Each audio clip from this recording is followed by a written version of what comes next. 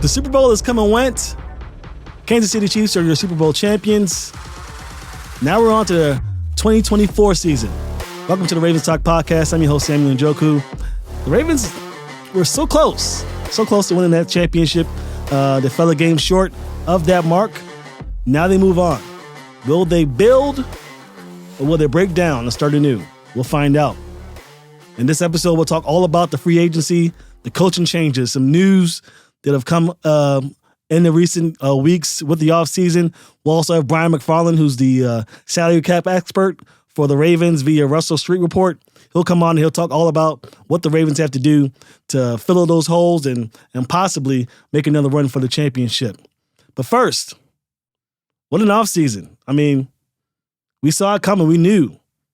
I'm not going to sit here and say the window's closed. I'm not going to say that, the Ravens had that chance last year and now it's done. There's going to have to be some work being done to get back to where they were, but they lost some pieces. The Ravens have lost four coaches, assistants, they call it, to other teams. The most notable, of course, is Mike Macdonald, who's now the head coach of the Seattle Seahawks. And what a weapon they had on that coaching staff with the way he performed on game day, the way he was able to really decipher what the offense of the opposing team was trying to do and find a way to make it work. I mean, the multiple looks that he would give in any given situation, and really the offense had a tough time, the opposing offense, I should say, of making sure that they had what they needed to do to get some yardage and possibly make some big plays. So the Ravens defense, one of the best ever to do it. Of course, they fell short of the Super Bowl, but nothing can take away from what they did, headed by that great head coach and Mike Macdonald, who's now with the Seattle Seahawks. So they lose a big guy in that. There are other assistant coaches that they lost, but that's the main one that I've been focusing in on. How are they going to respond to the loss of Mike Macdonald? Of course, they're bringing Zachary Orr, a guy who I'm very high on. Very high on Zachary Orr, great head coach material candidate, somebody who really had a chance to become head coach this past offseason, had some interest from the other 31 teams, but ultimately stays with the Ravens. He's going to be a great DC for sure. How he adapts, how he's able to do on game time, what his style of defense will mean for the Ravens, it remains to be seen. But I think, in my opinion, there might be a little bit of drop-off, especially in the first year or so with the Zachary Orr. But, hey, I've been proven wrong before. Nobody knows defense like Zachary Orr. Nobody knows the Ravens like Zachary Orr, a guy who was a Raven as a player, came in as an intern, and now is the defensive coordinator for one of the greatest organizations in the National Football League. So the Ravens hasn't changed there. The coaching staff has changed. Everything about the Ravens is shifting a little bit. But you still got the head coach, John Harbaugh.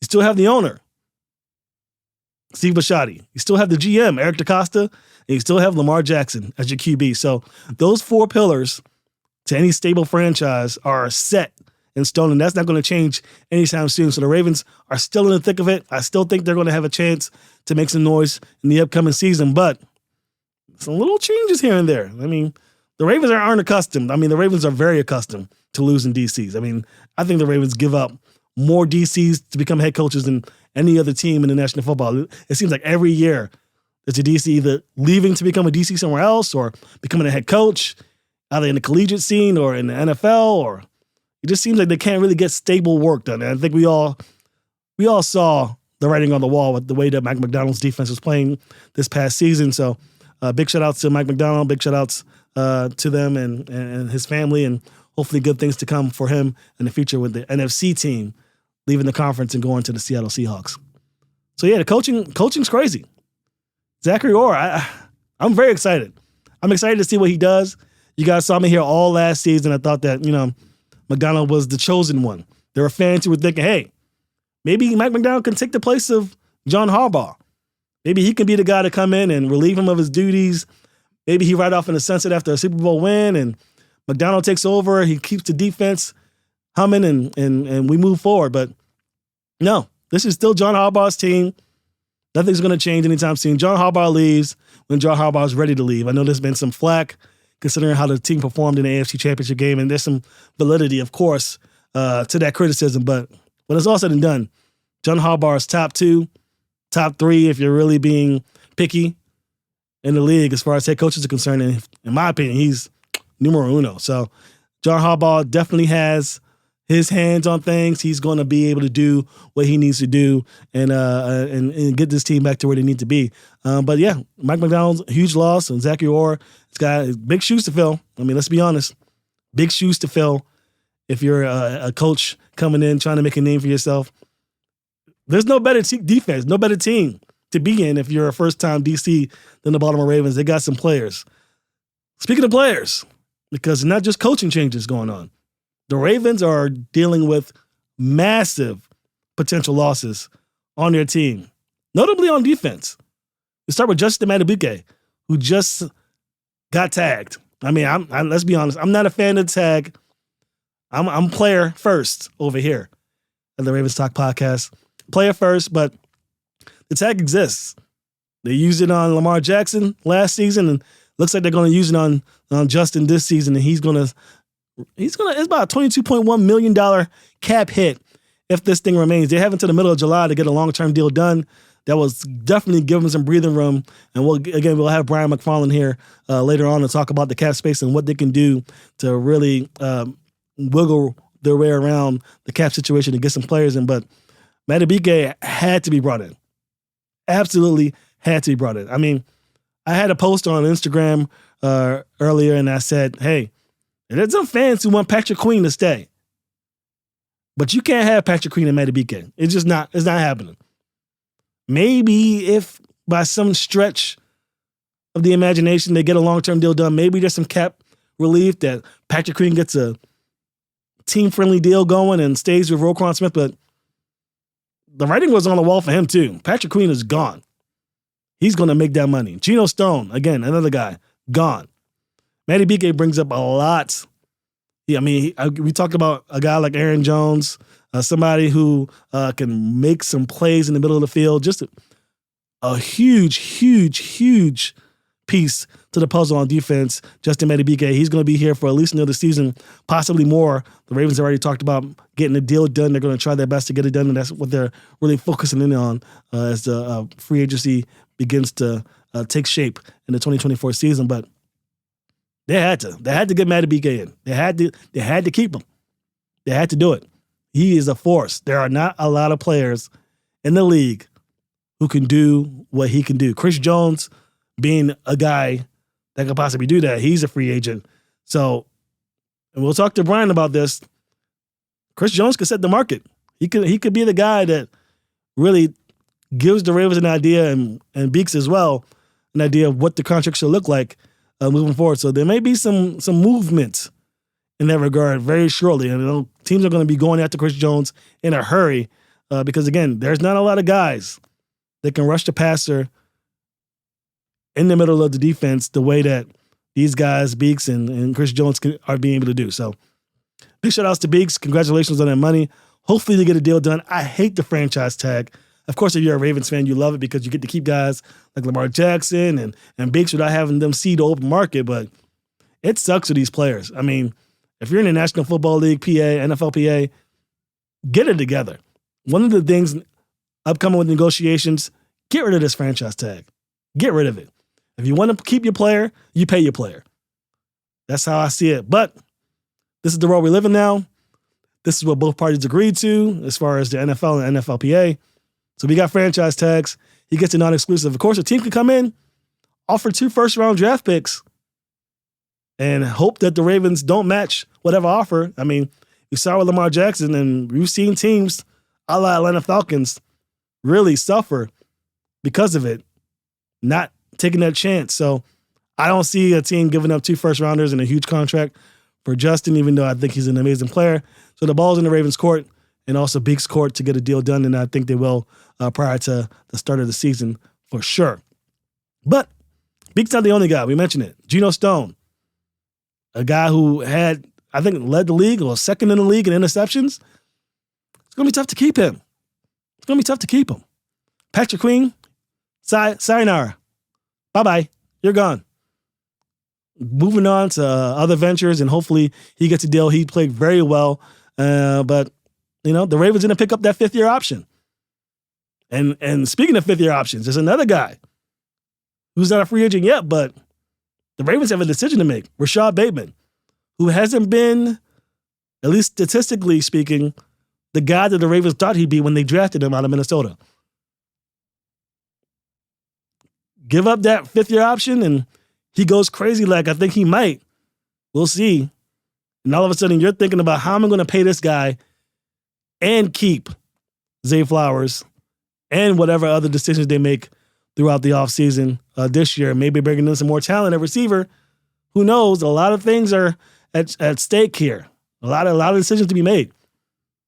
So Rashad Bateman, a guy who, much maligned in the Ravens fan base, but the people inside the facility who I've spoken with know that he's ready to explode. He's ready to make a name for himself, but it just hasn't come together. Some people mentioned the chemistry between him and Lamar Jackson being one. I think is more schematically what they had to do with Odell Beckham and the things that they had to do to keep both guys on the field at the same time.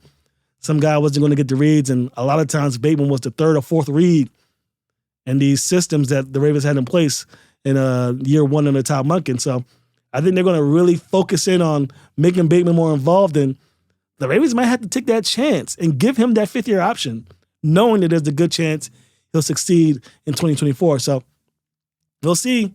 They made that mistake with Patrick Queen, and it's going to cost them a linebacker. Of course, they got Simpson coming in to relieve him, and he looked good under limited action in 2023.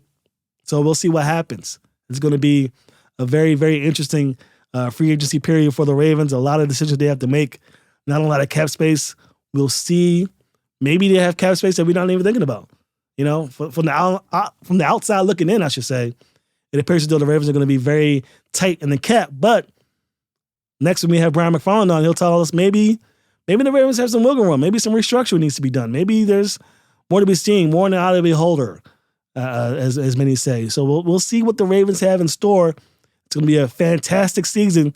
I know there's at least one player who I've heard about that will be joining the Ravens, I think. Pretty sure. That all depends on what the Ravens are able to do with the cap, but I think there's going to be one player who many fans and many pundits have been talking about that will be donning purple this upcoming season. But that depends on the cap. Depends on what happens outside of free agency. There are 31 other teams in the NFL vying for great players, and it's going to be tough to get these guys in the facility for the upcoming season. Again, when we come back, Brian McFarland, Russell Street Report, the capologist, the go-to guy. There's only one guy you call if you have Ravens cap questions, and if his name's not Eric DeCosta, it's Brian McFarland. We'll have him next on the Ravens Talk Podcast. Welcome back to the Ravens Talk Podcast. Again, we mentioned we have Brian McFarland, who is the capologist, the cap guru for Russell Street Report. He's really the only guy you can turn to when it comes to this stuff, and we reached a pivotal moment for the Ravens franchise in recent memory I could think of when it comes to the cap. Welcome to the podcast, man. Thank you. Appreciate you having me on. Yeah. Welcome back again, I should say. We have a bit of a situation in Baltimore. The Ravens were a game short of the Super Bowl. It looks as though they're going to be fighting to get right back into that, but there are some key players that are going to be unrestricted free agents. And before we get started, just for the folks listening at home, I'm just going to read the list of guys who are currently unrestricted, and feel free to stop me if I misspeak on anybody. But Patrick Queen's the number one guy. Matabike, who just recently announced that they were going to get tagged, so he's out the picture. But we got Kevin Zeitler, John Simpson, Gus Edwards, Jadeveon Clowney, Ronald Darby, Geno Stone, Kyle Van Noy, Nelson Aguilar, who recently just signed an extension, so he's staying on. But Devin Duvernay, Malik Harrison, Tyler Huntley, Brent Urban, Arthur Millette, J.K. Dobbins, Rocky Sin, Sam Mustapher, Josh Johnson, Darryl Worley, Laquan Treadwell, Deshaun Phillips, and Tyler Ott. I mean, I guess at least 70% of those guys had significant playing time in 2023, in my opinion, or at least made a play or two that was significant in the Ravens advancing to the AFC Championship. What are your thoughts on what's going to happen with the Ravens this season? Yeah, it's going to be tough. Obviously, that's a long list of names and a lot of guys that they got probably the best years out of their career in some cases, and they got them for David Clowney's cap number was what, 2.25, I think, this year. Yeah, this past year.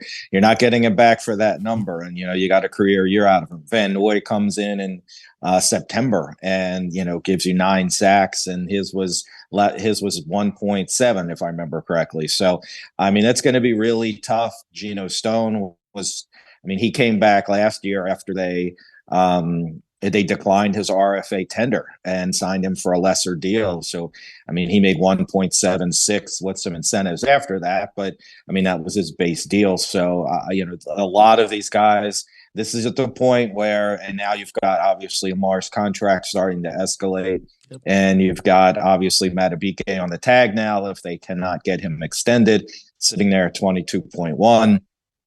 It's going to be tough for them. And you're going to this is the time you really need to draft well, because you're going to have to rely on guys they drafted last year to take a next step forward. And then you're going to have to hit on a good portion of your draft class this year. Right now they have 8 picks. They're going to need some pretty immediate contributors out of those guys.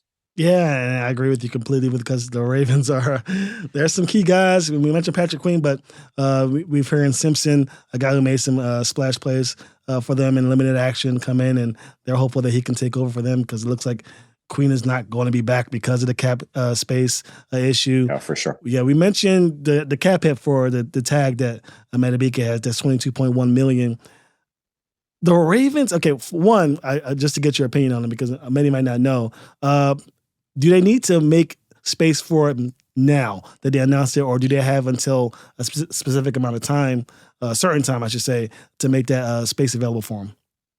Yeah, they do not have to be under the cap until the beginning of the new league year, which is next Wednesday, the 13th at 4:00. So they're over. I mean, they're technically over the tag right now, or over the cap right now, but they have obviously plenty of time to do that. They'll get under the cap pretty easily. It's just what they do after that and how much they can do after that. Understanding that there are a lot of other, future expenses down the road. Obviously, signing draft picks in May, and then when you get to the season, you've got everybody counts on the cap. So your practice squad counts, your guys on IR count, and the guys on the 53 count. So, that's when it gets a little tougher, and they obviously the team will be mindful of those expenses. But a lot of times fans aren't realizing that, we've got these, why aren't they spending money? Well, they have $15 million on the cap at some point. They probably need that $15 million in the future for all their future expenses. So that's something that, the team will be mindful of. And that's something that they don't have to have space for at this moment, but down the road, certainly some cuts they may have to make later or sooner or later to get there. Great. Yeah. So you're correct. Next week, Wednesday, is when the Ravens are going to have to get under that cap.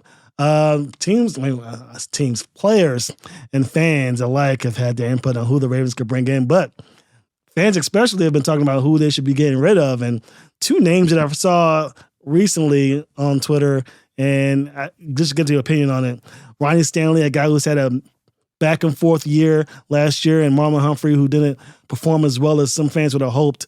They're thinking that maybe they release them or cut them to get them under the cap. But what are your thoughts? I don't think that's a possibility at all, but maybe you might have a different idea. Yeah, I mean, I understand because of some of the numbers, Stanley especially, and obviously he's had a harder go of it than Humphrey has. Stanley's contract's at a point that they could potentially use a post-June 1 release on him.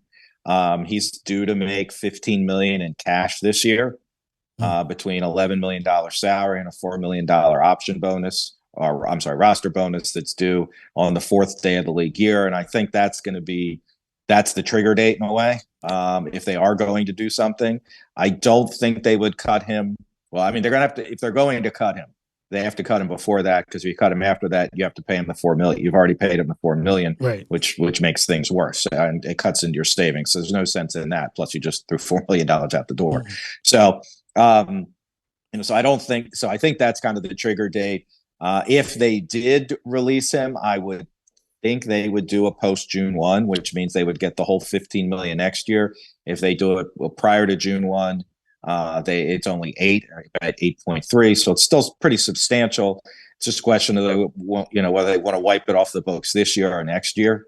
or partly next year, so they can spread out that dead money. It would be 17 million in dead money this year and about 8 next year. So either way, it's substantial. So I think probably, and I don't know if you noticed, but the news came out today that Khalil Mack redid his deal in Buffalo and basically cut his cap number in half from about 17 down to 8 and change. That seems to me like something that they may try to do with Stanley, a pay cut, keep him around, but at a lesser number, that reduce that 15 million, down 7 or 8 million, put some incentives in there so he can make most of it or all of it back. And that would count against next year's cap if he does. But that's one of those things. If a guy meets his incentives, that means he played well, and was there for you, when you needed him every game and things like that. So that's seeming to me, that's the better approach. And with Stanley, they can go to him and say, look, if you don't work with us here, we're going to cut you. And nobody's giving you 15 million in cash in 2024 anywhere else. Are you going to get 8? You're going to sign a 1-year deal. You'll get a bonus, but he would even get 8 as a base deal. So, or 10, so the Ravens, in those numbers and say, we'll give you what we think, you'll get on the market. Plus we'll put incentives on top. You get to stay here. You're comfortable here. We love you here, but our cap's tight and we just got to figure this out a little bit. So I think to me, that would be the approach with Stanley. Humphrey's a little more difficult because the cutting him is you can't get that big savings because he's got an extra year on the deal. Plus, he just went to I know Pro Bowl's not everything, I understand, but he just went to the Pro Bowl 2 years ago. Obviously had a down year last year, and he's he seems to have lost some speed. Now he had a lot of injuries this year, so but I don't envision them cutting him, and they can't really go to him and ask for a pay cut because there's no leverage, because he can go out, and I think his number is only about 11 million in salary this year. He can go get 11 million in cash somewhere else, maybe more. Maybe more. Well, right, at least. So so from that standpoint, there's no leverage to to get him to reduce his number in any way. So, and I certainly don't think they're cutting him just for the sake of cutting him to get rid of him. All you got is Brandon Stevens, and that's it, and him at corner right now, basically, and 2 young, unfortunately injury-prone second-year, will be third-year this year players in Armour Davis and Pepe Williams. So, the cupboard would be especially bare, and then somebody would snap him up as a free agent pretty quickly, in my opinion. Yeah, I don't think there's any chance that Marlon Humphrey goes down. And I think you're right. The scenario that you made with Stanley might be the approach you go with. I think they'll have to try and get a way to restructure or cut give him a slight pay cut or something to get his cap number down. But releasing the guy the stature of Ronnie Stanley at this point, even though he has had a down year with no immediate guy to come in and take over for him, it just doesn't seem wise. It doesn't seem like what the Ravens do. So I don't expect that to happen.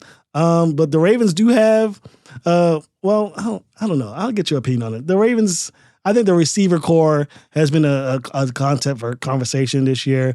Odell Beckham likely isn't coming back. Every year, yeah. And I thought that this is finally the year that the Ravens, get a guy like Odell Beckham, the draft Zay Flowers. Nelson Aguilar has some splash plays, and Rashad Bateman's a guy who's been inconsistent, but he's shown that he possibly could get it done if given a full season to work with. Fans are thinking, and even the coaching staff made some comments to say that, hey, maybe they add some talent to this receiver unit with the cap space. Do you see anyone in the open market right now where you think the Ravens may be interested, or do you think that this is probably a scenario where they go into the draft looking for somebody to play? Yeah, I think the draft is probably the more likely, and a lot of this with any conversation about bringing in an outside free agent and even re-signing some of their own guys is really going to come down to, over the next week or so, can they hammer out a deal with Madubuike and reduce that $22.1 million number? If he's there the whole year, now they may have to go to use void years like they did last year. Obviously, when they were using those void years last year, Lamar was $32 million on the cap at that point. So they may have to go down that road again to bring some guys in or just re-sign guys. But if they can get Madubuike done, that 22 comes down to 10 or 12. So, you're creating a heck of a lot of space there, which will allow them to do other things and go out on the market. I don't know, wide receiver, a veteran wide receiver. I think they can probably, I don't right now. It doesn't seem like Beckham's in the cards, but a month from now, if he's still out there on the market, and certainly after the draft, if he's still out there, depending upon what they do. But I would kind of expect. DaCosta has. They did bring Aguilar back, but DaCosta has really, really, really tried to go with young wide receivers. Yeah, he's missed a few times, unfortunately, but they've certainly put their efforts into building a young wide receiver core. So I would think, and probably, obviously never how the draft is going to fall, but one of those first 3 picks, those first 3 rounds, they'll probably, even if they bring a veteran in, because it's not going to be, there's not a whole lot of great, once Mike Evans re-signed, and I don't think he was coming here anyway. No. There could trade route, possibly, there was talk today of Cortland Sutton and Jerry Jeudy being guys that were going to be available for trade. So, that's certainly an option. Both of those guys are a little expensive, and I don't think you want to extend. You might want to extend Sutton, but I'm not sure you'd want to extend Jeudy just yet. I think Jeudy and Lamar are real close, though, if I remember correctly. Yeah, they are. Yeah, they are. So there's something to be said for that, I guess. But I don't think it might be another Nelson Aguilar kind of guy, and hope you hit a guy that is going to be consistent and don't veteran presence. But I don't see them making a big splash at receiver, at least as a veteran wide receiver. Yeah, I've been, I don't know if you've listened to me in the past years, but I was a huge proponent for receivers in the past. And this is the first year since the Ravens won the Super Bowl in 2012, where I'm saying the Ravens might want to chill out with the receiver talk, at least until they get some space in the cap and get a definitive answer of who they have a receiver with Rashad Bateman. I have one more question, and in regards to cap space, Madubuike, $22.1 million cap hit. If the Ravens aren't able to get a long-term deal done before free agency starts, do you think they'll still be able to create enough space to bring in 1 or 2 key guys? Most notably, Derrick Henry's the guy who I've heard a lot about. The Ravens, it seems like a match made in heaven. It seems like those two parties are going to collide very soon when the free agency period starts. But I think that cap hit will have a lot to do with it. Do you think they have the maneuverability to get a deal done with a guy like Derrick Henry or Saquon Barkley once the free agency period starts? Yeah, I think Henry probably. I think Barkley and Josh Jacobs are guys that are probably going to go over the $10 million a year mark. I think get Henry more for the 7 to 8, hopefully range. Right now, first 2 moves just to get under the cap. Restructure Lamar. Quarterback contracts get restructured all the time. They get extended all the time. It's just the second year of his deal. They can create $11.1 million just by restructuring him. Tyus Bowser seems like an obvious cut given the way last year played out, which obviously was mysterious, but but certainly not very happy.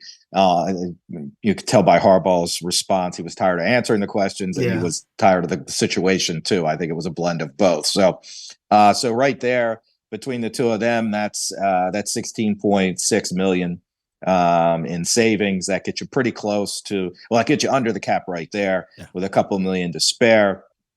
So that accommodates Madubuike's tag. Then there's 3 other guys they can restructure, and this is without adding void years. So if they add void years, that would be more. But Marcus Williams, Mark Andrews, and Roquan Smith, restructuring those guys is about a little between 15 and 16 million in savings right there. Now, again, they need that 15 million, to set aside for future. Right. But there's Morgan Moses. Is Morgan Moses going to be back? If Stanley's back, is Stanley not going to be here and Moses going to be here? I think it's a good chance that one of them isn't. Right. I don't know. I'm kind of surprised at all the talk about Moses in a way. His cap number is a little over 6 million, or it's between 6 and 7. He's not expensive for a starting right tackle. He's not a Pro Bowler or All Pro, but I thought he was solid enough in this offense. But me too. But you gotta when you got a tight cap, you've got to make some tough decisions. Patrick Ricard's another name, Patrick McCarry, other names where there's some cap savings, decent cap savings, 4 and about 4.6 from McCarry. So, I mean, they have options there. Now, some of those guys they might want to extend to lower their present cap number. Ricard seems like a great guy to extend. If you can cut that cap number down by 2 as opposed to 4 by cutting him, I think it's I think it's a pretty good compromise, and it works for both sides. Got to come to numbers that everybody agrees to. So, so from that standpoint, they've got moves. So I do think they have one medium-sized move. They're not going out and signing a $20 million player. I mean, that's Madubuike. That's already been done, basically. Exactly. But I think they've got enough flexibility. And again, if they have to, if they're stuck with Madubuike there, then they probably will go back to using void years. They know better than we do, but obviously nobody expected the cap to go up by 30 million this year. If the anticipation is it's going to go up by 25 to 30 next year, then those void years aren't going to hurt as much probably in the future as we thought when they were doing them last year, when we were looking at 10 to 15 million dollar increases in the cap. So I think they've got one swing, and Henry certainly seems like that one. But then you've got to get edge rushers back, and do you want to get Darby or Millette back? Guys like that. They're not going to be super expensive, but they're both of them are, at least the 2 corners they're all 4 of them are due for kind of raises between the 2 edge rushers and the 2 corners. So they've got a lot of work to do, but they can get a decent amount done. It's just they've never been a big going outside for the outside on the market and signing, top free agents. They do every couple years. They do one, Marcus Williams being the most recent one. So, but I would agree, there seems to be a lot of smoke around Henry. So we'll see if it plays out that way. Yeah, a lot of smoke. Some things I've heard through the grapevines that I'd be shocked if he doesn't come. So that's all I'll say about that. But one more question. I forgot to ask you this. This year, as we talked about, it having been a very cap-centric year where we're really tight for the cap and have to make some moves. The following year, is there some trouble brewing with that year as well, or have the Ravens done enough this year where that might not be much of an issue in 2025?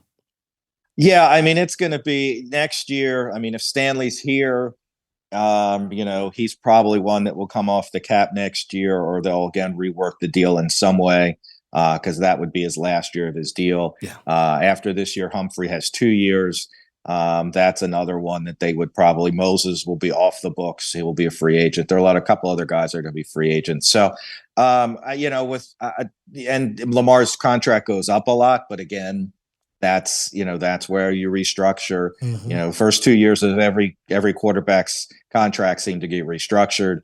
Now Lamar's 4th year of his deal, the cap number is 72 point something million. Oh God. So yeah. So, and that's going to go up if they restructure him this year and next year. But that's probably, again, that's where they get to the point where they build these contracts that way. It's a 3-year contract, and then we're going to extend you and spread that money out again. And 3 years later, I mean, if you think about Aaron Rodgers' deal and Drew Brees and Ben Roethlisberger, that's what they were doing every couple of years. They were restructuring them.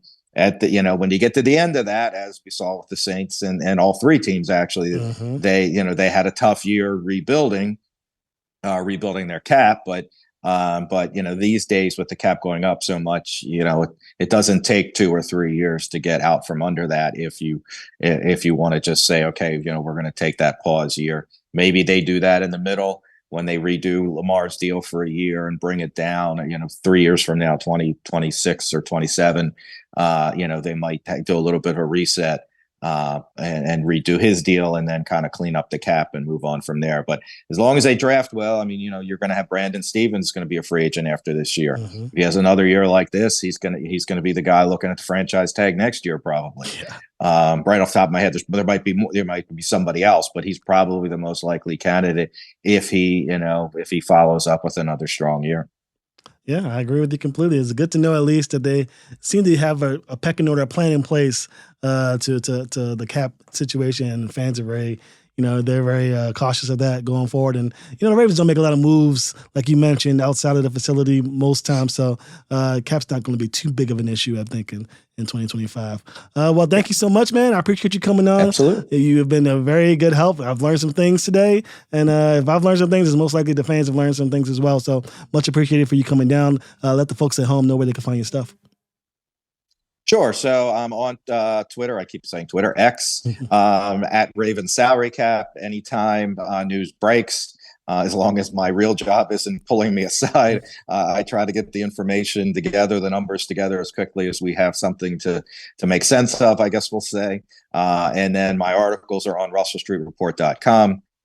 We have a big collaborative, a couple of the other writers and I will have a big article coming out Friday or Monday, kind of our free agency. I mean, obviously, we've talked about free agency for months now, it seems, but that article will come out. And then obviously, if there are big contracts, Matt Vigay gets a big contract and we need to break it down year by year, we'll put an article out there as well for those kinds of things. And then the draft, same thing. When start signing draft picks, same kind of thing. That's awesome, man. I'll be on the lookout for that article in a couple of days. Appreciate you again for coming down. When we come back, we'll have final words about the free agency period, and we'll get my thoughts on what's going to happen next on the Ravens Talk Podcast. Welcome back to the Ravens Talk Podcast. Again, that was Brian McFarland, Ravens salary cap guru. He wrote the Russell Street Report. Love those guys over there. And of course, as I mentioned earlier, nobody knows the cap situation more than Brian. Well, you heard it. The Beaks, franchise tag. Huge hit. There's going to be some maneuverability, some restructuring done to make space for that move and hopefully another move. And I mentioned it early in the show, but you heard it when speaking with Brian. I fully expect the Ravens to make a push for Derrick Henry, and that matchup nightmare for opposing defenses cannot be understated. I mean, the Ravens have had guys like Gus Edwards and J.K. Dobbins come in, and they're more lighter, I guess you can say. I mean, nobody's Derrick Henry, obviously, but the skills that Derrick Henry has will force defenses to make a choice. It's not going to be just about scheme. Oh, who's going to get the ball, Derrick Henry or Lamar Jackson? It's if Derrick Henry gets the ball, we're screwed. If Lamar Jackson has the ball, we're screwed. So they're really going to put the onus on the defense to find a way to stop both of those guys. And we still have Zay Flowers, an up-and-coming rookie, and Rashad Bateman, Nelson Aguilar, and who knows who else comes in for the Ravens in 2024 to come in and make a name for themselves. So the future's bright for the Ravens offense. I think it's more so the defense that we need to be concerned with. I guess you could say the offensive line might be a concern because we mentioned Ronnie Stanley. Will he be cut? Will he not be cut? I'm leaning towards him not being cut. But as you mentioned, Morgan Moses and Ronnie Stanley, the likelihood of both of them being back in 2024, based on what we heard from Eric DeCosta a few weeks back and John Harbaugh, seems unlikely. They need to really move out of that realm of the Greg Roman style of offense where they had these big, beefy guys pushing the line back to more nuanced offensive linemen, guys who are quicker on their feet, guys can pull and make moves post-snap in a couple of seconds and get enough time for Lamar Jackson to do what he has to do with those passing lanes. So there's some changes coming, and it's going to be very interesting dealing with that cap space, how the Ravens do it. All likelihood, it looks like it's going to come via draft where there's very top-heavy talent within the first 3 rounds of the draft. So the Ravens have a lot of decisions to make. It's why I think that the Ravens don't move towards the receiver position.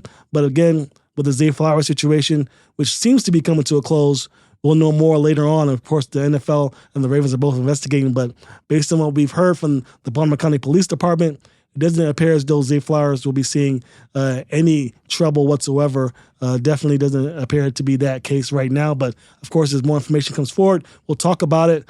And perhaps Zay Flowers is in more trouble than we think. But right now, it looks as though the receiver position is safe with Zay Flowers and Rashad Bateman and Nelson Aguilar. And we'll see what the Ravens do either via draft or a veteran that comes in to take the place. But the position's solid.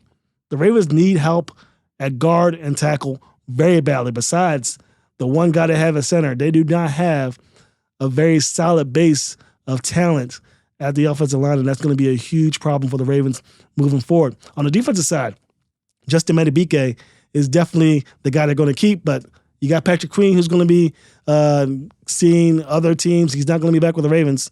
Geno Stone's gone, so that's one more depth piece at safety that's going to be gone. They don't have any corners. Ronald Darby, Arthur Mallette, both free agents. I'm sure they're going to find a way to bring at least one of them back, but that's that's some deficiency on the depth side of things with Zachary Orr coming in. And of course, we had the DNs, Kyle Van Noy, Jadeveon Clowney, two guys who had huge impacts on the Ravens defense this season, both free agents. Can they bring them back with that limited amount of cap space? It's going to be fun. It's going to be fun to see. It's going to be interesting to see. I know Brian's going to be very busy. The Ravens are going to have a lot of work to do. I trust Eric DeCosta completely. This is not going to be an Eric DeCosta bash fest. You will not see me bash Eric DeCosta at all. After what he did with Lamar Jackson last year, and what he's continued to do via draft, not being afraid to bring in talent, even if it means bringing in receivers in the first round year after year to give Lamar Jackson those pieces to work with, he could do no wrong in my opinion. He's going to do what he has to do. I'm sure that scouting team and that front office is going to do what they have to do to get this team ready for 2024. It's going to be interesting. We'll see what happens. But thanks again, guys. It's been a crazy, crazy year in 2023 and 2024. It looks like there's going to be a lot of questions and need answering. We'll see. The free agency period begins March 13th, Wednesday. It's going to be a slobber knocker. If you're a wrestling fan, you get that reference. And then on to the draft. So we'll see what happens. Again, thank you again for joining us at the Ravens Talk Podcast. We'll be back once free agency period gets in the way and the draft begins. We'll have guys come in. We're going to get a player or two in here to talk about the season in the past and look forward to what's going to happen in 2024. But again, this is the Ravens Talk Podcast. I appreciate you guys again for joining us. We'll see you soon.